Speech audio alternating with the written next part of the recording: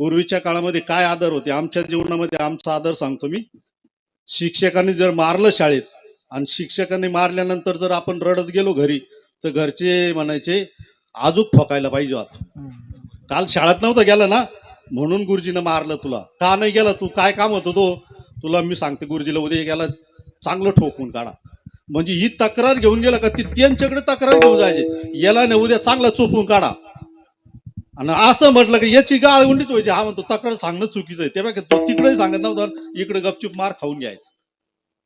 पण परिणाम काय व्हायचा, शिक्षण चांगलं मिळायचं. आजही तुम्ही जुने लोक पाहिजे का 300 त्यांनी वावरात जर टांगा जरी टाकल्या ना ते म्हणजे एवढं एकर आहे.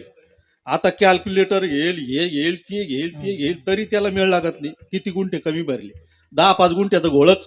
आणि त्यांनी टांगा जरी टाकल्या तरी म्हणायचे एवढं एकर भरायलाच पाहिजे, आणि भरतच होत.